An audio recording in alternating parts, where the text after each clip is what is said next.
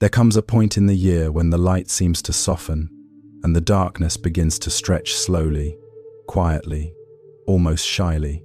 No one can say exactly when it begins. Only that on some late afternoon, when you step outside, the wind carries a chill that wasn't there the day before. Dry leaves slide across the road, as if searching for a place to rest. And for a brief, breath-sized moment, it feels as though the world exhales like a long season has finally come to its close. The Celts called this moment the end of the light season. They didn't believe time marched forward in a straight line. To them, time turned in a great circle, vast, patient, and soft as the earth's breath. And at the end of October, that circle rotated to its most important point, the place where the warm half of the year touches the cold half, faint and thin as a veil of mist. It is the moment when night begins to outrun day. The sunlight turns pale and silvery, no longer the bold gold of summer. There is nothing frightening in this change, only a quietness, as if the world is encouraging people to slow their pace, to listen to the wind, to notice that a new cycle is drawing near. In the small Celtic communities, people felt this shift deeply. They lived close to the land, the grass, and the rhythm of harvest. When the crops had been gathered, when the granaries were full, when the hands that worked the fields could finally rest, the mind grew lighter too. The dark season was not a season of fear. It was a season of rest, a season of gathering together, of remembering those who had gone before, of keeping the fire burning longer against the lengthening night. Villages took on a peaceful glow. Smoke drifted from rooftops in thin grey lines. Small windows cast their warm yellow light, just enough to show that families were gathered inside. Outside, the dirt paths turned still, free from the noise of fieldwork. The wind blew harder, but not sharply, just enough to tug at cloaks and bend the grass. And then, as twilight fell, the feeling sharpened. The sun sank into a dull red smear behind the hills. Footsteps rang louder in the cooling air. Everyone knew what was approaching Samhain night, when the old season withdraws and the new one gently cracks open its door. Not a violent shift, but a quiet turning, like water changing course. Inside each home, families began clearing the hearth. The hanging pots were set aside. The fire pit was swept clean, ready for what must come next, extinguishing the old flame. As the last ember faded, the house sank into a thick, deliberate darkness. Not a darkness that frightened, but one created on purpose. A silence offered to honor the departing season. Everyone understood the meaning. When the familiar light was gone, when the hearth lay quiet, people were reminded that they were stepping into the slow part of the year, a time to think, to stay close, to let old stories rise again from the voices of elders. On that late October night, the grass outside lay cold, the sky dimmed early, and within each home, the breaths were slower, softer. It was the moment when the world prepared to turn, and all people had to do was sit together and feel the change seep gently into the corners of the house, tender, hushed, and full of memory. The light season had faded, and the dark season was softly touching the door. On the late nights of October, when darkness folds over the land like a heavy blanket, the Celts believed another world was drawing near. But in their eyes, that world was not a place of red fire or invisible screaming. It was more like a thin layer of mist settling over everything light enough to feel, too soft to truly see. A parallel realm, calm and still, always existing beside humankind. They called it the Otherworld, a land of dim silver light, of meadows that never fade, and of spirits who have gone on yet never truly left. The Celts never imagined it as a realm of terror. To them, the Otherworld was like the rest of the family. You no longer see every day distant, yes, but familiar, strange, yet close to the heart. Many of the rounded green hills stretching across Ireland and Scotland were seen as doors between the worlds. Just look at them, smooth, circular, carpeted in deep grass, and it becomes easy to understand why the old people believed something slept within. In summer, those hills were simply places where wind passed and sheep found shade, but as Samhain approached, they became quiet points filled with a subtle kind of wonder, not frightening, just deeper than usual. The Celts said the otherworld wasn't blocked by gates or walls. It was thin as breath, and sometimes it took only a moment of quiet for someone to slip halfway into it, not with their body, but with their sense of things. Like standing in morning fog, you're still here, but something in the air makes you feel as though you're somewhere else entirely. They believed the old gods, ancient spirits, and the people of the mounds, the sea, all lived there, yet they never painted these beings as demons. The Celts approached them with respect, the way one approaches nature itself, powerful, unpredictable, but beautiful, and never hostile, unless the heart turns false. These beings were seen as keepers of memory, guardians of the seasons long gone, of the stories whispered beside hearth fires for generations. In old tales, the otherworld is described with softness, a pale white glow, the sound of water running like a quiet voice, paths of damp earth winding around still lakes.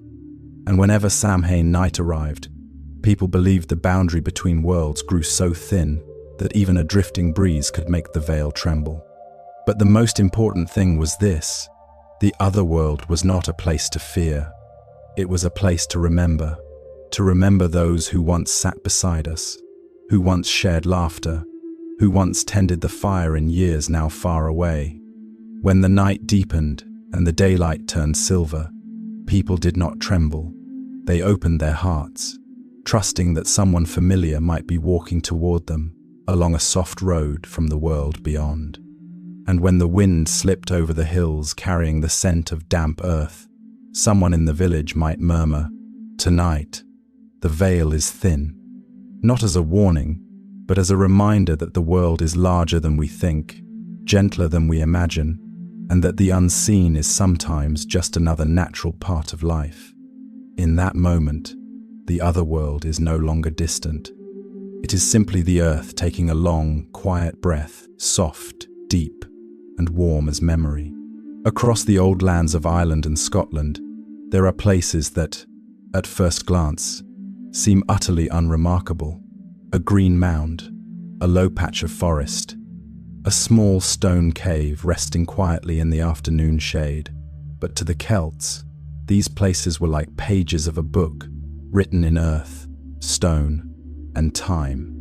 Standing before them on an autumn evening, you might feel something strange, as if the place is holding a story it cannot say out loud. One of the most often whispered about is Owen Agat, later called the Cave of the Cats.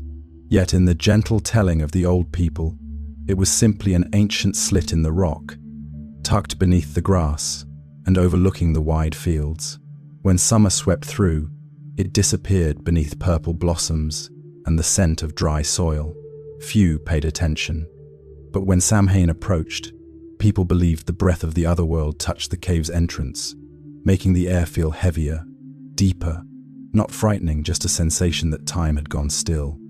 Generations believed that rituals, old murmured words, and stories from elders once filled that place during the dark season. When the last light of day slid across the ground, the cave's mouth turned into a pool of ink, and within that darkness, the Celts saw no serpents or monsters. They saw history. Things that once happened, once were told, once were believed. Every stone had been placed there long ago, marking the footsteps of people who lived before memory. Not far from there, the hill of Tara holds a different tale. From a distance, Tara looks like nothing more than a soft round hill coated in dew-wet grass. But in the memory of this land, it was once the ceremonial heart of Celtic kings.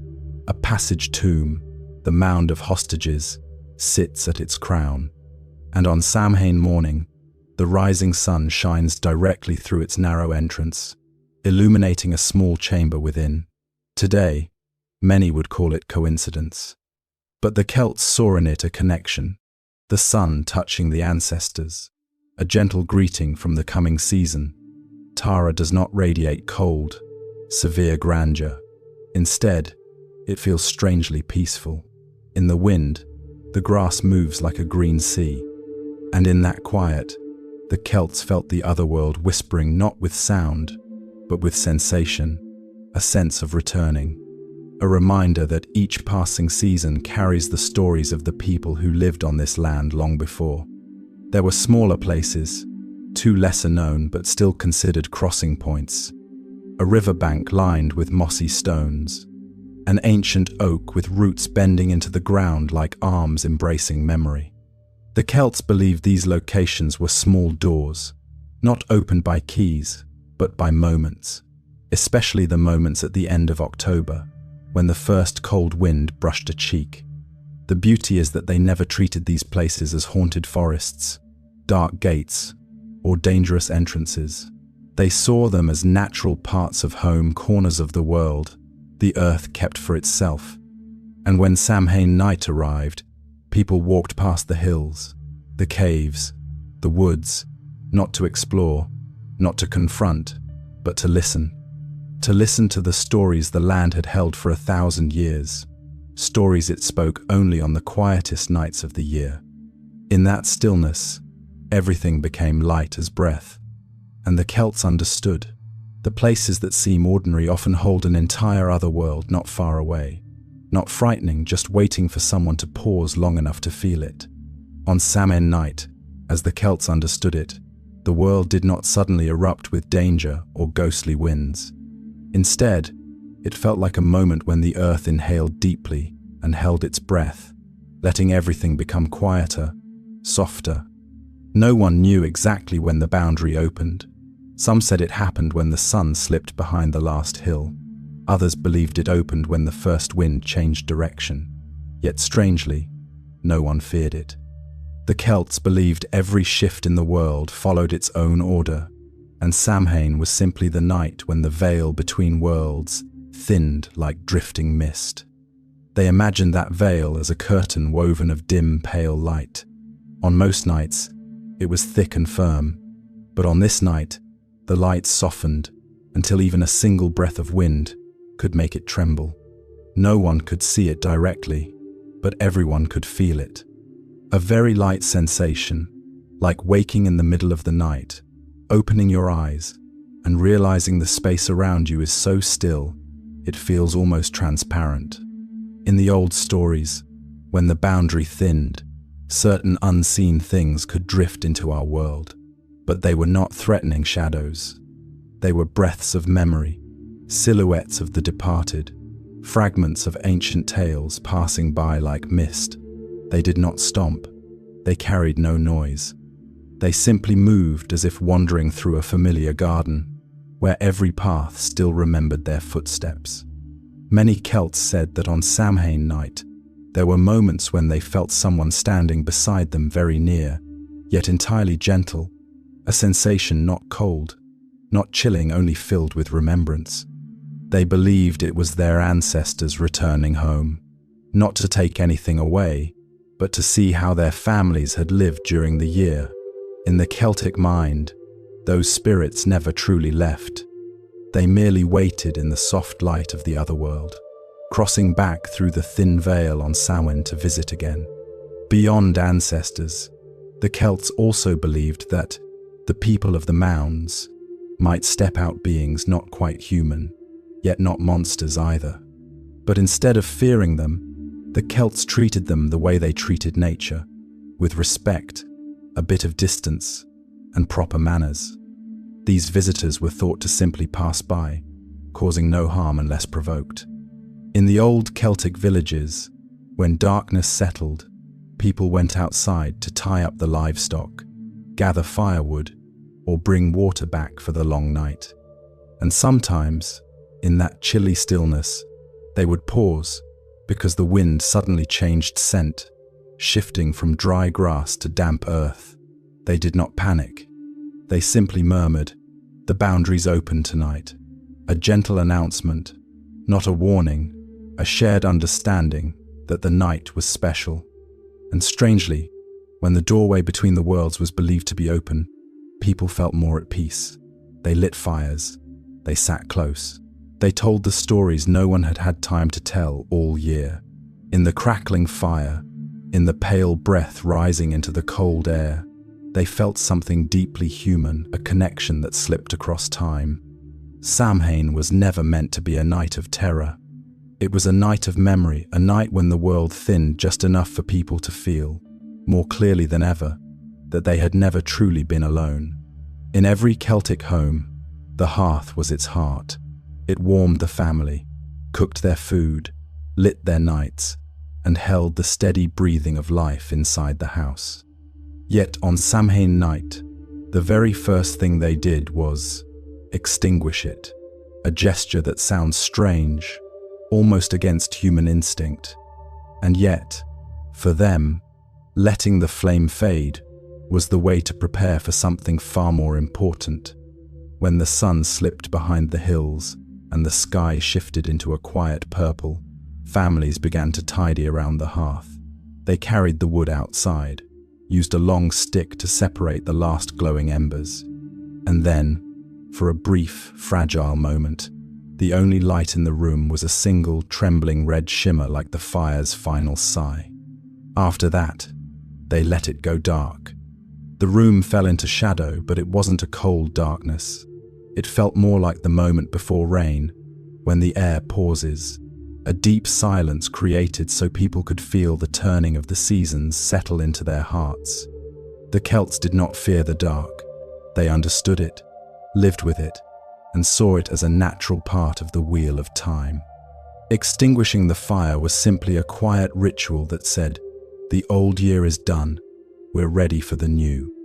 In that darkness, every sound sharpened.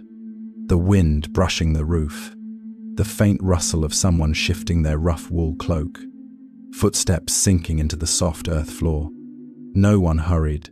They knew every house in the village was doing the same thing. A unity without words, felt by everyone like a shared heartbeat slowing down at the same time. The last thread of smoke drifted upward from the dying hearth, dissolving slowly into the rafters. And in that fleeting moment, tradition said the line between the light season and the dark season touched. People were not standing between two supernatural realms, they were standing between two rhythms of time. No urgency, no noise, just a gentle shifting, like the world turning a page. Many said that when the hearth went dark, memories of loved ones long gone returned more easily, not out of fear, but because the quiet allowed the past to come forward. Without the fire's glow, the image of ancestors rose clearly in the mind. Old meals shared, stories told around the flames, laughter that had long faded into the air. The darkness carried those memories back like warm waves. There was also a practical meaning behind the ritual.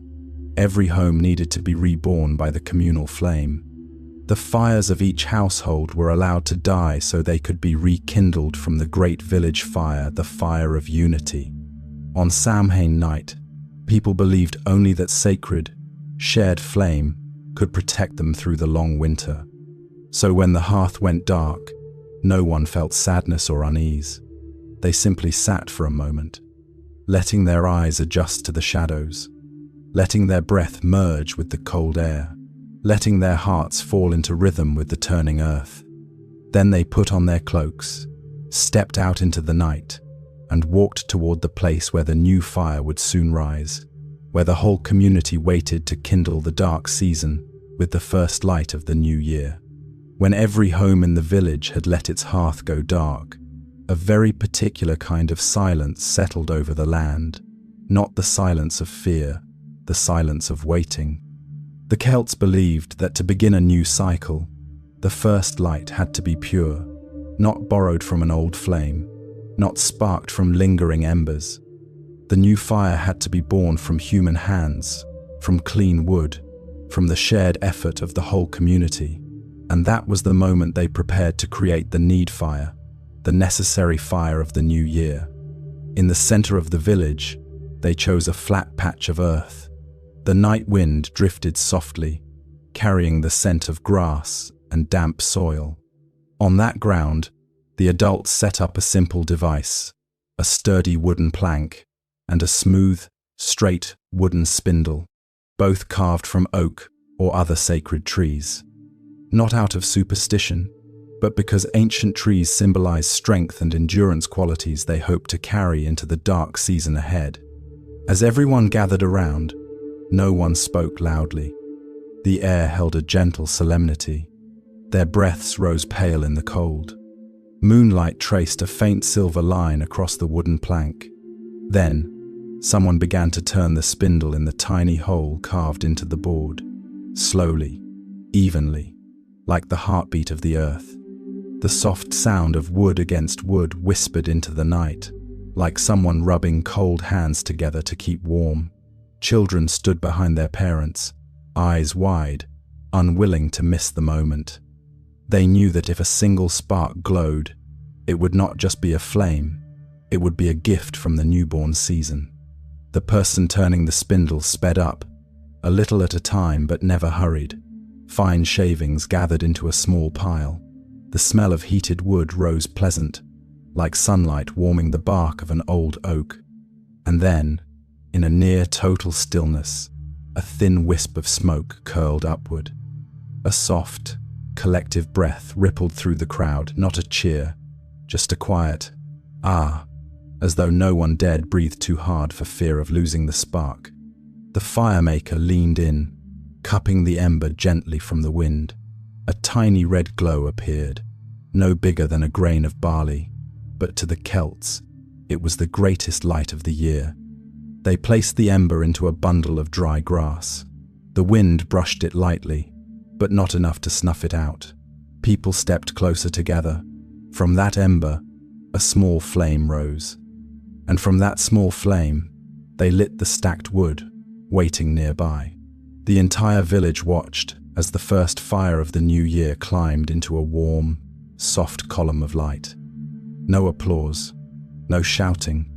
They simply stood there, letting the heat wash across their faces, blending with the cool night wind. The fire painted their features in gentle orange glow. In that moment, they believed the protection of light had returned not from distant gods, but from human hands, from unity, from the rhythm of their shared life. On Samhain night, the need fire was more than fire. It was a promise that winter's darkness would be long, but never lonely. That each home would carry a piece of this flame back with them, keeping its warmth alive through cold days, quiet stories, and the many meals to come. And as the great fire burned bright in the village center, everyone knew the dark season had officially begun. A season of stillness, of warmth, of memory, and of the stories that would soon be told around the flame born from wood. When the need fire had settled into a steady burn, its light spread outward, like warm arms opening in the dark. Large bundles of wood were added, layer by layer, not to make the flames roar wildly, but to keep them rising in a slow, gentle rhythm. To the Celts, this wasn't a moment for noise or celebration. It was the heartbeat of the entire village, a long, deep breath that welcomed the new season. Around the central fire, people began to gather. Thick wool cloaks trembled softly in the wind. They stood near one another, never pushing, never loud. Firelight brushed across their faces, carving soft shadows as if someone had sketched them in charcoal on the canvas of the night. Children leaned against their parents' arms, feeling the steady waves of warmth pulsing from the fire's column of light. From a distance, cattle and sheep were brought forward. On Samhain night, the Celts guided their animals between two fires, not out of superstition, but because they believed the new, pure flame would protect the herds through the long approaching winter. As the animals moved through, their white breath rose and mingled with the drifting smoke, forming pale, shifting ribbons like moving mist. The air filled with the soft crackle of burning wood, the rustle of wind through the trees, and small murmured conversations, No one told grand stories. They spoke of simple things, the cooler autumn, the harvest being better than last year, whether they had stored enough food for the winter. Their words fell lightly, like leaves drifting to the ground. As the fire grew taller, a feeling of shared purpose spread. No one thought about their own hearth. In that moment, there was only one fire, the community's fire, the flame every eye was drawn to. The Celts believed the New Year's flame must begin with the whole village, so that each home would carry back a spark of collective light, not dozens of separate little fires scattered apart. Some stepped closer, extending their hands to feel the warmth. On their faces, the glow moved slowly like drifting amber. Even the elders, those who rarely left their houses after dark, were present. They sat on large wooden logs, quietly watching the flames, as if storing the memory for the coldest nights to come. On Samhain night, protection did not come from charms or complicated prayers. It came from presence, from standing beside one another, from watching the same fire, from knowing that everyone was entering the dark season together, and the darkness felt less cold because of it. Sometimes a strong gust of wind blew across the clearing, sending sparks swirling into the air like tiny wandering stars. The children followed them with their eyes, glowing with quiet wonder. The adults simply smiled. No one startled. No one feared anything. That night, everything moved gently, like an unspoken song. When the great fire burned strong and steady, the Celts began carrying its light back to their homes with small torches. But before each person took a flame, they paused for a moment before the central fire, to feel its warmth, to hold the image in their hearts, to let the new year begin not with haste, but with stillness and connection. The Samhain bonfire was never a loud festival. It was the night the village breathed in the same rhythm, slow, deep, peaceful. And in that firelight, they knew the dark season had arrived, but they also knew they would walk into it together. When the great Samhain fire rose and spread its warmth across the open clearing, the Celts felt something they could only feel once each year: relief. Not because a ritual was completed, but because the agricultural year with all its worries and labor had officially come to an end. In that firelight, they saw the results of every early morning, every bent back over dew-soaked fields, every day spent racing against weather and time. Through summer and early autumn, they had worked without pause. Grain had to be harvested before the rains. Vegetables gathered before the soil hardened. Grass for the livestock cut, dried, and stored high and dry. Every task depended on perfect timing, and now, beneath the late October sky, the great work was done. Granaries were full. Firewood was stacked behind every home. Clay jars of salted meat and cheese were sealed tight. Everything was ready for a season they knew would be long, but one they felt fully prepared to face. As the animals walked between the twin fires, their white breath rose like soft ribbons of smoke. This was the last time in the year the herd would stand so close together before being separated into their winter shelters. The Celts knew the rhythm of the land by heart. The season ahead was one of stillness, a season for warmth, frugality, stories, and quiet evenings by the hearth. No more racing the sun or tending fields. And so stepping into the dark season always carried a sense of peace. In the firelight, you could see the gentle smiles of people who had lived their whole lives in step with the earth's rhythm. They did not wish winter away. They did not fear the cold.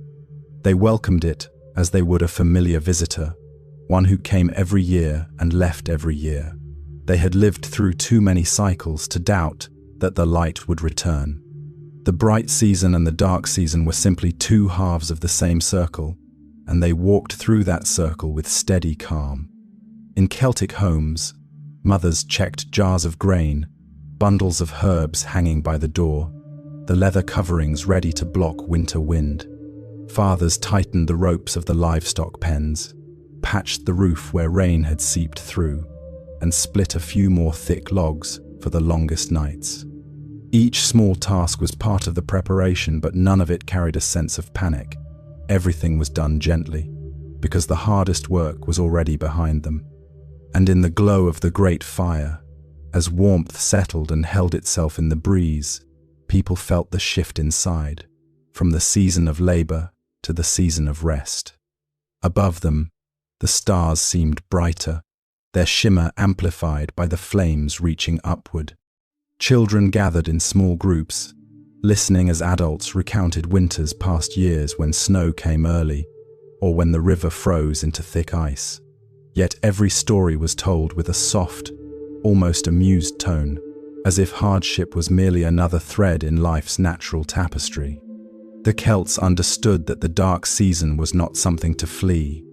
It was a time to live closer, sit nearer to the fire, listen to the wind against the roof, remember the departed, and give thanks for the bright season just past, for the harvest that would carry them through the cold months. And in that moment, with the fire reflected in their eyes, you could see something quiet but powerful: contentment.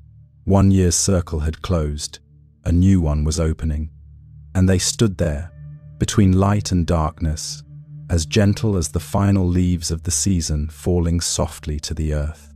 When the warmth of the need fire had spread throughout the village, the season of feasting began. Not loud celebrations, not all-night revelry like modern imagination tends to picture. Samhain feasts among the Celts were something much deeper, peaceful, warm, and intimate, like a great family reuniting after a year of hard labor. Inside the low stone houses, candlelight and firelight cast soft golden patches onto the walls, creating a calm, gentle atmosphere. Each home prepared a little food: oatcakes, soft-cooked turnips, stews made from meat stored in the days before, and jugs of ale just reaching their perfect ferment. No one chased abundance. What mattered was being together. Everyone shared what they had, so that every household would be full and warm through the long night. The elders usually sat closest to the hearth. They never raised their voices, yet when they spoke, the whole room quieted. Samhain wasn't just a celebration, it was a moment of reflection. The old ones told of past winters, of years when snow fell thick, of storms that forced the village to repair roofs together. They spoke slowly, evenly, as though each memory drifted across the firelight at its own unhurried pace. Children clustered together, sometimes resting their heads on each other's shoulders, their eyes wide as they listened, not from fear, but from the feeling of stepping into another world, where past and present sat in the same warm room. Occasionally a child asked, "Was that winter colder than this one?" And the adults would chuckle softly, answering, "A little colder, but we made it through." In some homes, long tables were set not for a lavish feast, but so the entire village could stop by. Samhain gatherings had no fixed guest list. Anyone was welcome. Anyone could leave without formal goodbyes. Doors were left slightly ajar to let warmth spill outward, as if saying, "Come in if you wish." In Celtic culture, that openness mattered more than any ritual. Sometimes, the whole village gathered in one large house, usually the chieftains, or whichever home had the widest space. People brought their own dishes to add to the table. Once everything was set down, the meal became an invisible thread, linking every family through each loaf of bread, each cup of water, each plate of meat. Ale was poured into wooden cups. No one drank quickly. They sipped slowly, letting the warmth spread through their chests. At this time of year, people didn't crave drunkenness. They craved closeness, reassurance that they weren't stepping into the long dark alone. Voices rose gently around the room, steady, never hurried. Everyone had something to say, yet no one spoke loudly, as though afraid of disturbing the quiet magic of the night. On Samhain, the distance between people felt smaller. No one stood apart. No one felt out of place. The dark season was always easier when softened by small laughter shared between breaths. A gentle ritual took place in some homes. A small dish, often ale or a piece of bread, was placed at the corner of the table for the ancestors. No one touched it. It rested there like an invisible invitation for those who had once shared the same hearth. Past midnight, the fire in the hearth still glowed. Stories continued in low voices. Adults leaned against stone walls. Children fell asleep on their parents' laps. And when someone opened the door to fetch more wood, a quiet, cold wind slipped in, carrying the scent of Samhain night outside. Cold, but kind. In all of this, the Samhain feast wasn't truly about food. It was the Celts' way of reminding each other that no matter how long the dark season might be, they still had one another. And because of that, the fire in every home seemed to burn just a little brighter, a little warmer, enough to carry them gently into the months ahead. Though Samhain was a time of gentle feasts, warmth, and gathering, it was also one of the most important moments in the Celtic social order. And yet, even the rituals involving leadership and authority carried a tone utterly different from what we might expect. No harsh commands, no rigid hierarchy, just the same quiet, natural ease with which the Celts lived alongside the land. Throughout the year, chieftains and lords maintained order, distributed resources, and safeguarded the village. But on Samhain night, that relationship shifted slightly. Not toward obedience or grand ceremony, but toward a soft, wordless acknowledgement. Everyone gathered together with no separation of rank or distance. Those of high standing sat by the fire like everyone else, listening to the same stories, drinking the same ale, eating the same simple winter dishes. In the glow of the great fire, the chieftain or village lord would often walk slowly around the circle. They didn't call anyone forward. They didn't issue commands. They simply listened, asked quiet questions, nodded in recognition. In that gentle moment, these gestures meant more than declarations ever could. They signaled that the community had made it through another peaceful year, that the harvest was done, preparations complete, and that whatever quarrels or misunderstandings had happened were ready to be put down. Samhain was a night for standing beside one another, not against one another. Traditionally, this was also the time to share important decisions, yet the Celts refused to turn it into rigid ritual. The leader did not stand on a platform, did not hold a symbol of authority. They simply sat by the fire and spoke in a low, steady tone. "We'll mend the eastern fence when the light season returns. Fergus's cattle are strong this year, they'll help the village once the snow comes. The central granary has enough for the months ahead." These were not commands, just calm, clear statements meant to reassure everyone listening. In many villages, people brought small offerings, not taxes, not tribute, but gentle tokens of gratitude for those who led them. A basket of apples, a piece of cheese, a chicken. These were not displayed proudly. They rested quietly in a corner, like a soft greeting to the new season, a sign of connection between the leader and those they guided. The important thing was this: everything unfolded in warmth, slowness, and simplicity.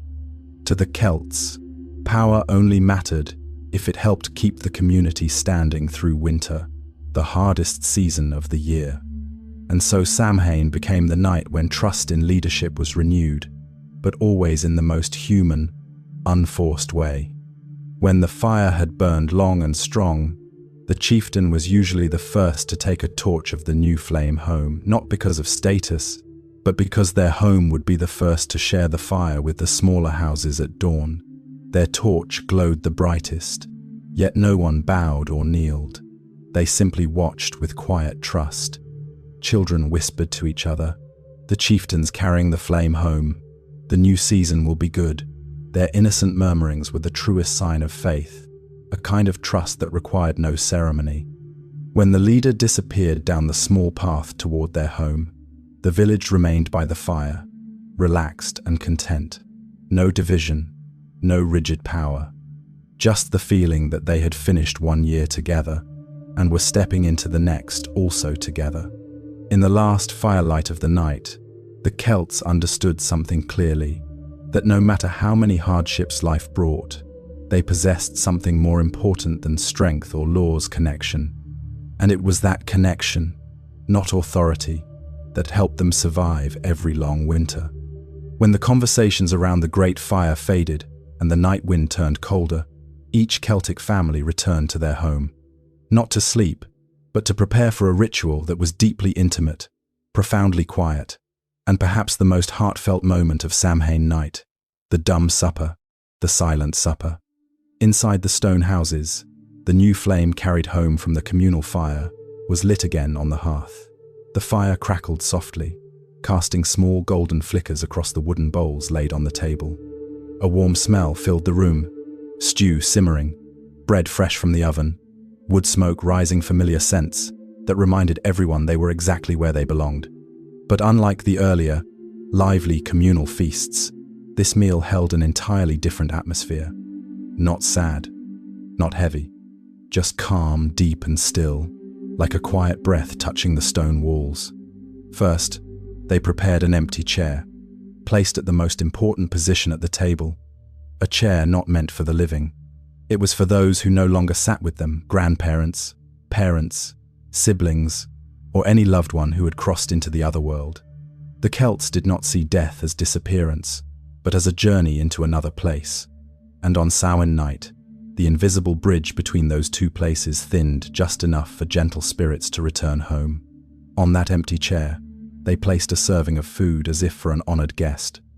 The best portion of the stew, freshly baked bread, sometimes a sip of ale in a small wooden cup. No one touched this food. It was arranged with quiet reverence. Once the table was set, the other chairs were pulled out. Everyone took their seat. Someone gently blew toward the candle, not to extinguish it, but to make its flame sway, like a whispered invitation. If tonight the path between worlds grows thin, you may enter. And then they began to eat in complete silence. The silence wasn't forced. It felt like standing deep in the forest and hearing only leaves. No one moved too sharply. No spoon clattered. Everyone kept the stillness so the unseen could recognize their welcome. In that quiet, the Celts noticed the smallest things, sounds often lost during the day. The wind slipping through the cracks, the soft pop of burning wood, the brush of fabric against a chair, and sometimes a sound that belonged to no one in the room. Not footsteps, just a sense as if the house had gained one more breath. The Celts believed ancestors did not need to appear to be felt. If the room grew just a bit warmer, if a peaceful feeling spread across the table, if a heart slowed into a gentler rhythm, that alone meant the memories and love of the departed had returned. Some families said the room seemed warmer during the dumb supper, even without a larger fire. Others whispered that a faint scent, the smell of a mother's old cloak, the soft sweetness of a child's hair drifted through the air for only a few breaths. The silent meal did not last long. After finishing, no one rose immediately. They let the silence linger a little longer, as if wanting to hold the moment in place, knowing that by morning, the veil would thicken again, the path between worlds would close softly, and daily life would resume. Finally, an elder stood and blew out the candle, not as a farewell, but as a gentle acknowledgement. Tonight we sat together. The dumb supper was never meant to be mystical ceremony. It was a moment of remembering hands that once rested on their shoulders, voices that once called their names, footsteps that once echoed across the same earth. And to the Celts, remembering was a way of keeping their loved ones close, even as the dark season arrived. When the silent supper ended and the candles were blown out, the house slipped into a darkness as soft as cloth. Not the darkness of deep forests, but a darkness of settling where every sound becomes clearer, slower. The Celts believed this was the moment when unseen things moved through the human world, not to frighten, not to appear as shadows or whispers. They drifted by like gentle drafts of cold air, light as the breath from a door just opened. Stepping out onto the threshold, one could feel the air change, as if the earth itself were breathing differently. Samhain winds carried a scent unlike any other, faint rot of fallen leaves, mixed with the damp of fields long harvested. Sometimes, through the thin veil of mist, you might sense someone passing beside you, no touch, no tug on your cloak, only a slight chill brushing your back. To the Celts, that was the sign of silent visitors. They had many names for these visitors: ancestors, wandering spirits, the people of the mounds, the sea. But whoever they were, the Celts believed that on this night, all moved between the worlds without malice. No hunting, no haunting, only drifting like fragments of memory gliding across a field of fog. On the dirt paths leading toward the hills, the wind often changed direction without warning. A gust from the front, then suddenly from behind. The Celts did not fear this. To them, it simply meant the veil was open, and something from the otherworld had passed by, offering a quiet greeting no ear could hear. Stories told of people standing in their yards, hearing distant footsteps fade before they could trace them. But the footsteps were never heavy. They never carried menace. They sounded like someone strolling along a familiar path, their feet touching the earth as softly as breath. Sometimes the moonlight struck the mound hills in such a way that it formed pale streaks, the Celts called slip marks of the otherworld, faint ribbons of light that tilted in the wind. As though something invisible had just brushed the air, children would tug an adult's hand and ask, "Did someone walk there?" And the adults would answer, "Perhaps, they're just going home." Elders often said Samhain made them remember faces long unseen, not because they saw anything, but because of the feeling of presence, as if someone stood quietly in the corner of the room, watching with gentle eyes, making no demands, causing no trouble, just being there.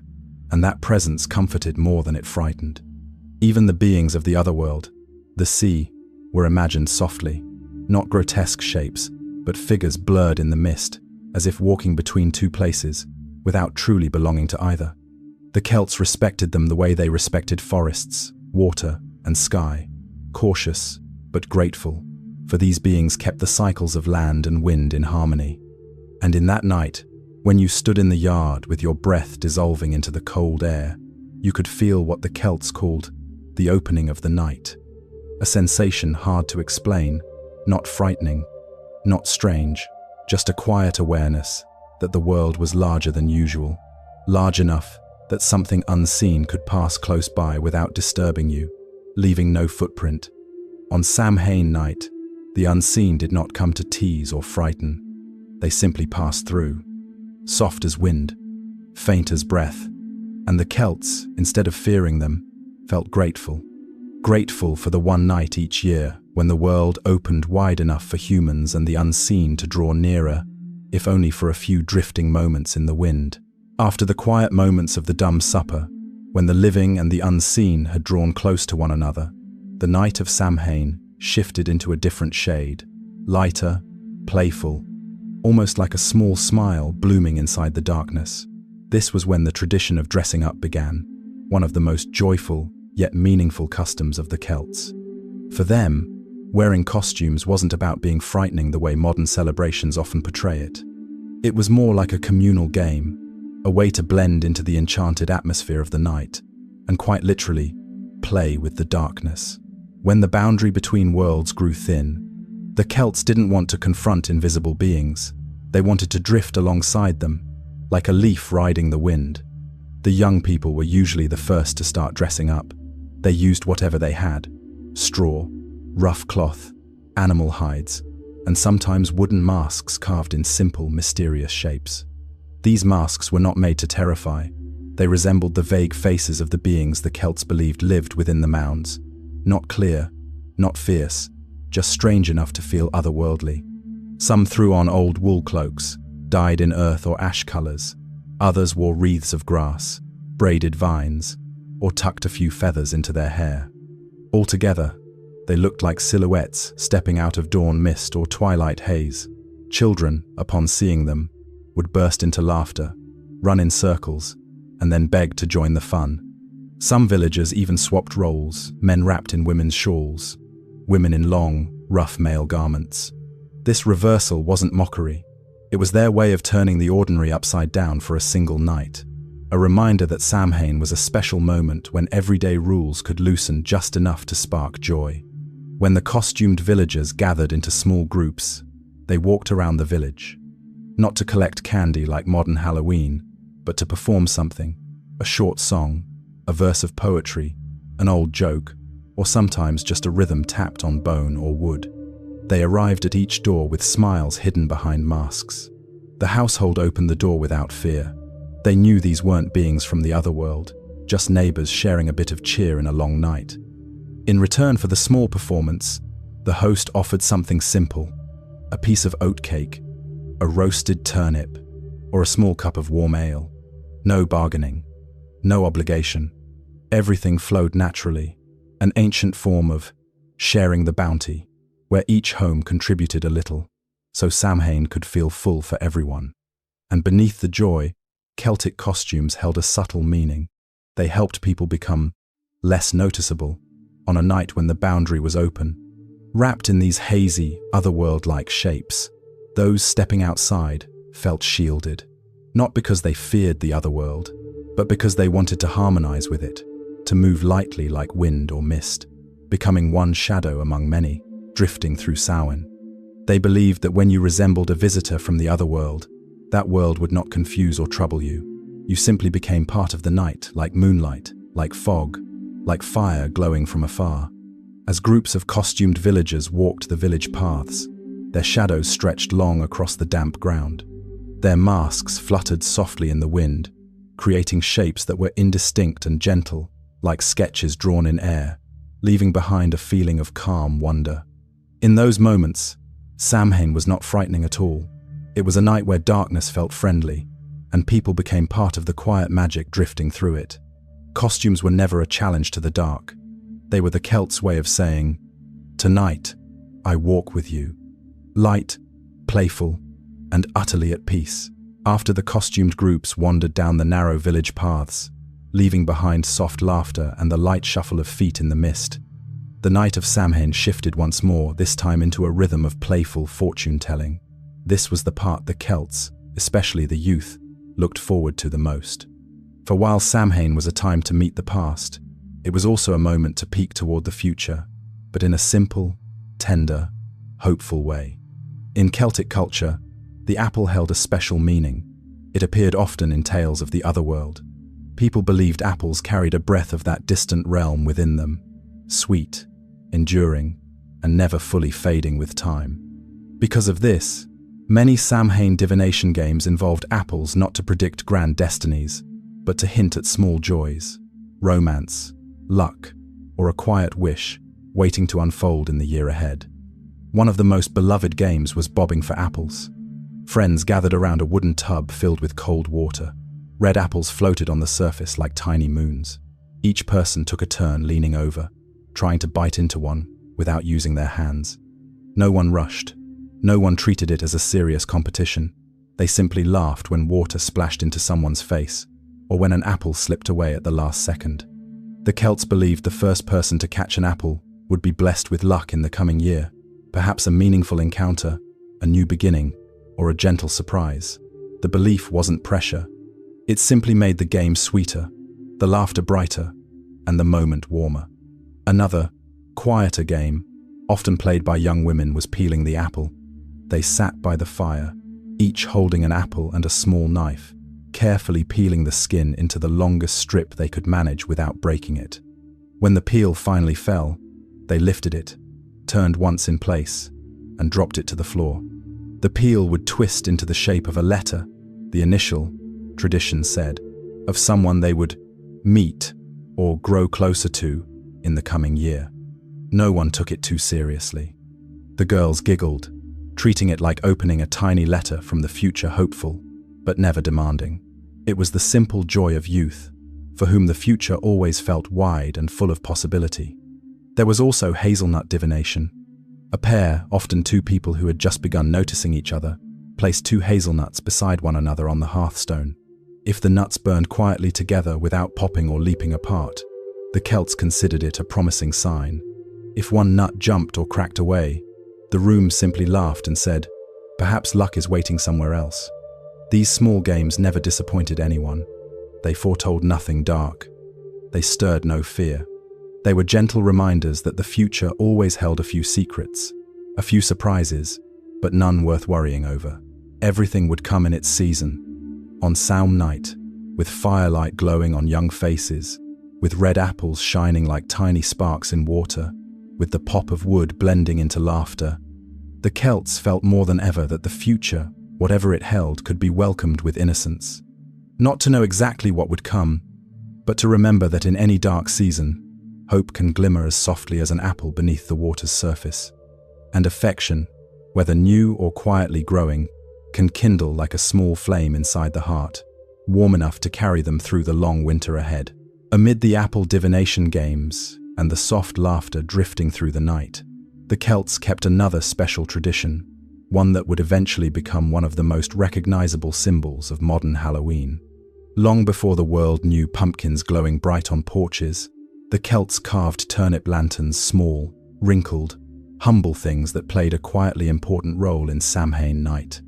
Celtic turnips were not soft or easy to carve like pumpkins. They were tough, dense, pale, so pale that candlelight inside them produced only a misty glow. But that dimness gave the lanterns their own kind of beauty, modest, mysterious, gently enchanted. The Celts chose the largest turnip left from the harvest. Sitting by the hearth, they carved out its center with a small knife, a task that was slow and stubborn because of the thick, stubborn flesh. But they never hurried. Each cut felt intentional, as though it carried meaning. Once hollowed, they carved a simple face on the surface. Not the wide, sharp grins of modern jack-o'-lanterns, and not frightening shapes either. Just soft, simple features, teardrop eyes, a curved mouth, sometimes a few thin marks to suggest the passage of time. When the lantern was ready, they placed a small candle or a glowing coal from the need fire inside. The light that spilled through the carved turnip was faint and distinctive, not bright, not fiery, but hazy, like moonlight behind fog, just enough to mark a path, just enough to feel like someone was quietly watching over the home. The Celts set these lanterns on windowsills, thresholds, or directly at the doorstep. Their purpose was not to scare away darkness, but to keep it at the boundary, a gentle reminder that here was a place warmed by human fire, community, and memory. On a night when worlds touched and unseen visitors wandered freely, the turnip lantern whispered softly, "This house is awake. This house is lit. Pass by in peace." The story of Stingy Jack, the wandering spirit cursed to carry a turnip lantern, came centuries later, a later piece of folklore meant to explain an older ritual. But for the early Celts, there was no Jack. There was only the desire to hold on to a tiny flame through the long night, so ancestors could recognize each home, and cold winds would not wander too close to the door. Many children loved sitting beside these glowing turnips. The dim light flickered with every breeze, making the carved face seem to shift gently. Some children imagined the faces smiling at them, or whispering old stories from the Otherworld, stories only children could hear. Adults simply smiled at this, knowing that sometimes a child's imagination was the most beautiful part of Samhain. On an ancient Samhain night, walking a dirt road heavy with mist, you would see turnip lanterns scattered before many homes, small points of light blending with the great village fire. The sight was tender, little earthbound stars marking each doorway, guiding the living and welcoming the gentle dead. No monstrous faces, no attempts at fear, only signals of life, small, persistent flames, declaring that people were still here, together, in the new season's darkness.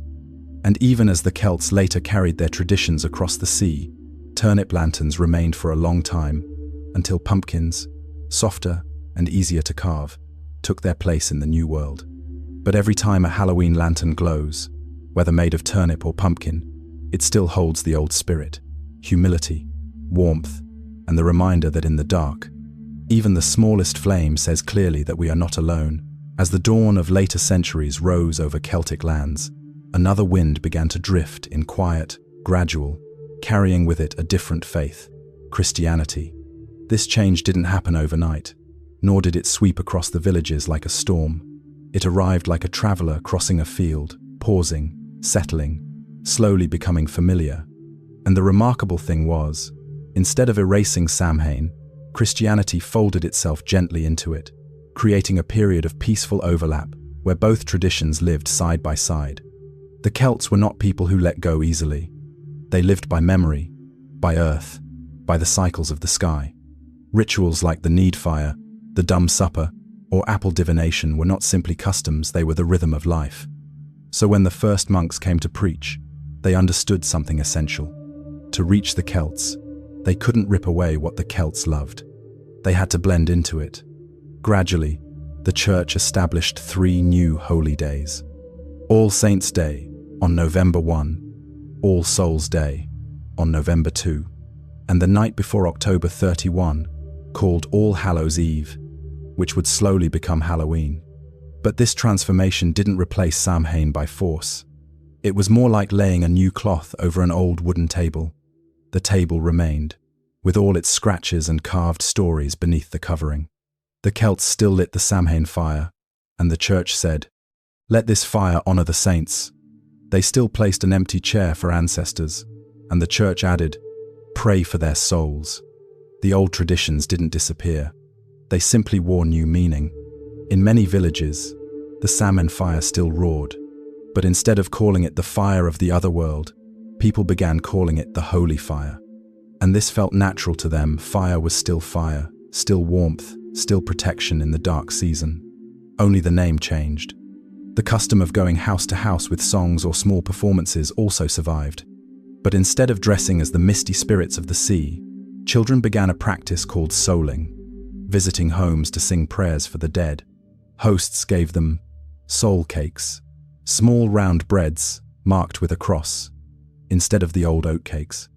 The sharing of gifts remained, only the shape shifted. The Celts accepted this gently, not out of fear or force. Samhain had always been a night of connection, between the living and the dead, between light and dark. Adding a religious layer felt to them like adding morning fog over a field. It didn't hide the land. It just made it look a little different when the sun rose. Hearths still glowed on the last night of October, but alongside whispered memories of ancestors, people sometimes sang a hymn. During the dumb supper, while the empty chair remained, some families recited prayers, yet they never felt the two worlds collide. They felt them blend, like two rivers meeting. The most important truth was this: Samhain was never erased. It only changed clothing, but its heart remained Celtic, rooted in earth, in memory, in the quiet winter nights where a single flame keeps loneliness away. And so, for centuries, Samhain and Christianity stood side by side, not clashing, not smothering each other, but leaning gently together. A night between two worlds, between old tradition and new faith, forming a celebration that, even today, though the name has changed, still breathes with the same spirit. A warm, slow breath woven from human connection and the mysteries just beyond sight. Even though Samhain blended gently with early Christian practices, not every Celtic region kept that softness forever. When the Reformation swept into Scotland and parts of Ireland, the view toward ancient customs shifted, no longer gentle, no longer tolerant. Reformers labeled Samhain rituals as pagan, superstitious, and sought to erase them from community life. But the most important part of this story is not the suppression. It is how the Celts quietly kept Samhain alive, in their homes, in their hearths, in moments no one could see. At first, the bans were small rules. No bonfires on the hills, no costumes, no fortune-telling games. But soon, the restrictions hardened. The great Samhain fires, once the heart of village life, were extinguished. Communal feasts, where elders told stories by the hearth, were condemned as remnants of heathen ways.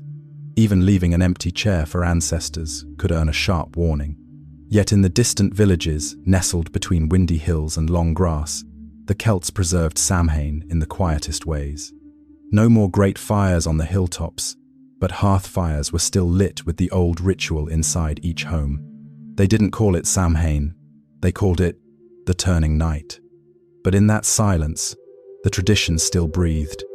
Instead of outdoor bonfires, they burned small bundles of wood in the backyard, hidden by a stone wall.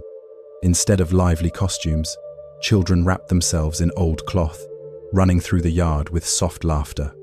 Instead of public apple divination, young women still peeled apples after dinner, watching the curl fall and guessing what shape the future might take. Many customs were pushed into what the Celts called the basement of memory, but they never vanished. They only lowered their voices, becoming a small flame, burning stubbornly in a cold room. One of the quietest surviving rituals was the dumb supper. Families still placed an empty chair on the last night of October and prepared a small offering. But they no longer ate in long silence. They kept the quiet, just long enough to feel the presence of ancestors, then resumed conversation so no one outside would notice. The empty chair remained, blended into the background like any other piece of furniture. Turnip lanterns were also judged superstitious, but children still carved little faces into leftover turnips from the garden. The light inside was so faint that no one suspected anything meaningful. But to that household, it was still a Samhain lantern, a small sign that they had never forgotten. Suppression did not destroy Samhain. It merely moved the festival out of the village square and placed it back into the kitchen, where it had always lived. From community back to family, from bonfires back to candle flames, from public ritual back to quiet gestures only the household understood. And strangely, this silence helped Samhain survive. When a tradition is forced to shrink, it doesn't shatter, it sleeps. It lies beneath the soil like a seed waiting for the right season. It needs no drums, no proclamations, only a small flame and the memory of people who refused to let it fade.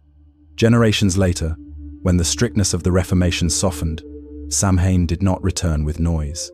It returned in its own way, gently. Small fires appeared again on fields. Children's laughter in costumes drifted back into the night. Apples splashed in wooden tubs once more, and the great communal fire extinguished for so many years rose again, quietly, slowly, but as steady as the turning of the earth.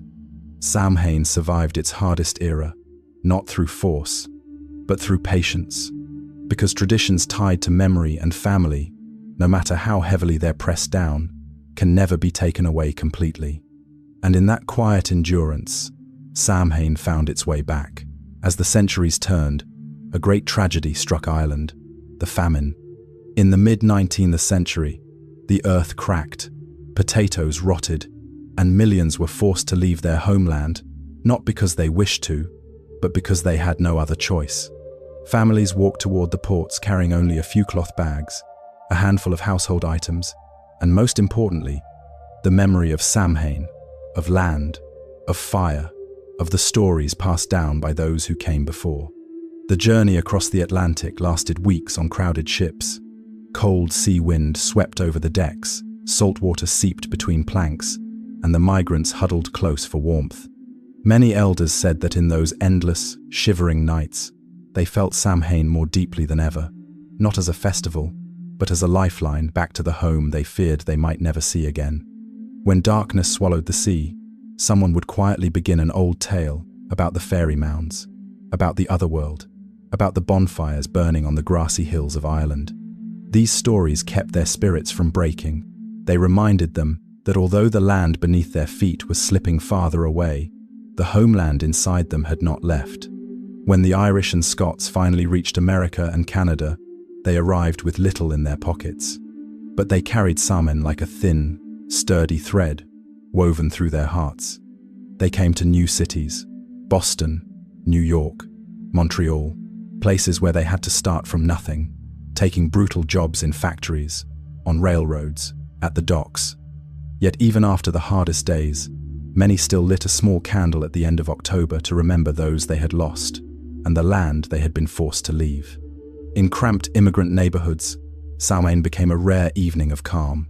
Children played apple games in metal basins, mothers cooked the simplest stews they could manage, and adults retold stories of cold nights back home. There were no hills, no sea mounds, but they found ways to build a small Ireland inside their crowded apartments. One of the biggest changes came when they tried carving the old turnip lanterns.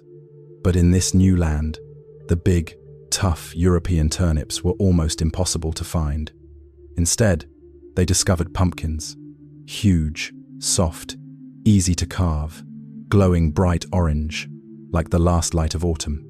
The first time a candle was set inside a pumpkin, the Irish immigrants understood instantly. They had found something new. Not a replacement, but an expansion of tradition. And so the European turnip lantern became the American pumpkin lantern. Not just the lanterns, but many other Samhain customs slowly shifted to fit the new life. The old practice of souling, where children went door to door singing for the dead, gradually turned into knocking on doors for sweets. It was lighter, more playful, less religious, but still carried the old spirit of giving and receiving. But the most important thing was not how the rituals changed. It was that Samhain did not vanish when its people left home. It lived in the hearts of those who carried it, free from the land, free from the hills, free from the old mounds. It lived in the memory of a community torn from its birthplace, who clung to the smallest fragments of tradition to keep their identity alive. And when Samhain set foot in America, it stopped being the festival of one people. It became something bigger, a bridge between past and present, between the immigrant and the native-born, between the old world and the new. In seaside neighborhoods where the wind swept through narrow streets, the first pumpkins glowed like soft reminders. No matter how far you travel, the things that nourished your soul will travel with you, as enduring as Samhain's flame, and as gentle as the autumn wind where you once stood, looking across the boundary between light and dark. When Samhain set foot on its new land and took root in the immigrant neighborhoods of Irish families, something fascinating began to happen. The old customs slowly wove themselves into the rhythms of American life, transforming into new habits brighter, more playful, and more child-centered than ever. This wasn't the loss of tradition. It was its expansion, like a small flame learning to glow inside a new lantern.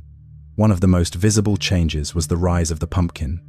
If the old country turnips were tough and stubborn to carve, American pumpkins were the opposite: soft, large, round, and glowing, like a second autumn moon. The immigrants quickly realized how perfect they were as lanterns of Samhain. And so the first pumpkin faces appeared not to scare spirits away, but simply to replace the turnip lantern with a warmer, friendlier version. In ancient Celtic villages, turnip lanterns guarded doorways so ancestors could recognize their homes. Now, pumpkins sat on American porches doing the same thing, but with a brighter smile. The candlelight inside them spilled outward, warm, cheerful, making every house look like it was gently smiling at the October night. At the same time, another tradition blossomed: children going door to door for sweets. Its roots were in souling, when the poor or children visited homes to sing prayers for the dead in exchange for soul cakes. But in America, the prayerful part faded, leaving only the fun. Children still went from house to house, but instead of solemn voices, they shouted a playful phrase: trick or treat. Over time, these words became a brand new social ritual. If you offered them candy, they giggled and moved on. If you didn't, the trick was nothing more than gentle mischief, scattering dry leaves on your porch or tying a string across your step. Never real threats, always harmless joy. And within these small smiles, the original spirit of Samhain was still alive. The act of giving, of sharing food, of welcoming neighbors on a cold night. Immigrant families, now woven into American society, found the new customs both familiar and strange. They didn't recognize every detail of old Samhain inside the modern Halloween, but they felt something essential.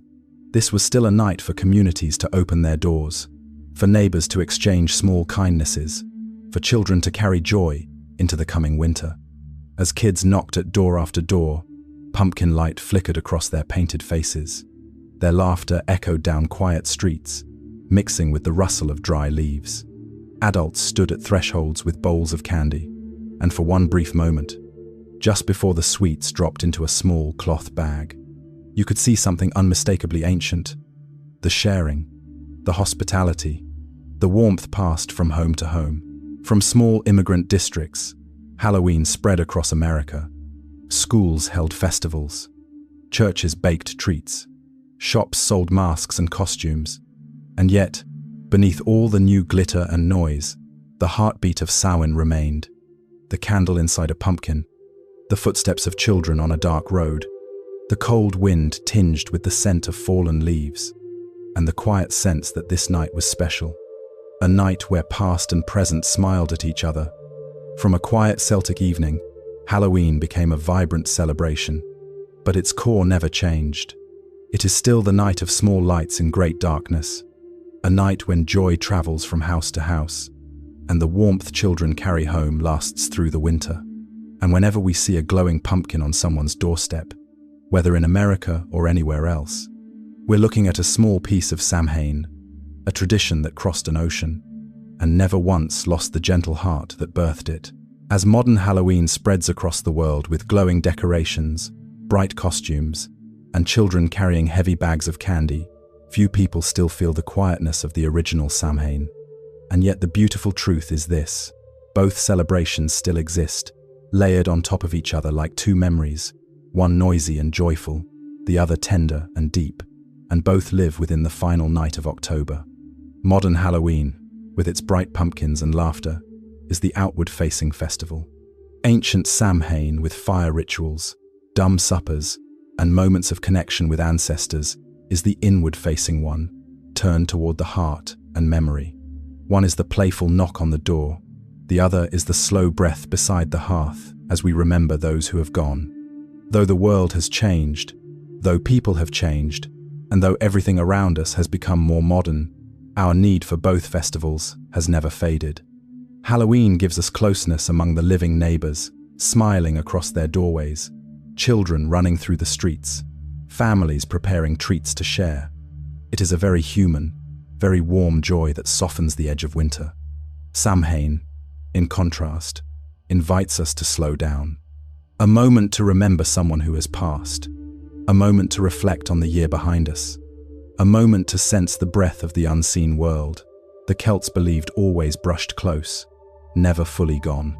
It requires no crowds, only a candle and a heart willing to listen. And the magic is this: on the last night of October, these two worlds do not exclude one another. You can run alongside children, help them pick their costumes, laugh at the glowing pumpkin faces. Then, when the night grows deeper, when the footsteps of children fade, you can sit beside a candle and feel the stillness of Samhain return. Two festivals, two rhythms, woven gently into one night. And because of that, Halloween today still preserves what the Celts felt thousands of years ago. Humans will always need a small light in the dark, whether that light comes from a candle inside a pumpkin or from a great fire rising in an ancient village. Its meaning remains the same: to soften the cold, to bring people closer, to remind us that darkness, no matter how long, never swallows the light completely. When you walk the streets on Halloween and see the glowing pumpkins on someone's doorstep, remember that you are seeing two layers of time at once. One layer is the modern celebration, colorful, joyful, full of life. The other is an ancient whisper speaking of Samhain, of ancestors, of an ending and a beginning in the cycle of the year. And if you pause for a moment, breathe in the cold air scented with fallen leaves, and look at that small flame, you may feel what the Celts once felt. The world tonight is a little wider, a little deeper, and somewhere between light and shadow, between past and present, there is a quiet space for everyone to laugh, to remember, and to enter the dark season with a warm heart. These two festivals, Halloween and Samhain, are not rivals. They hold hands and walk together through the last night of October. A long night, but full of light.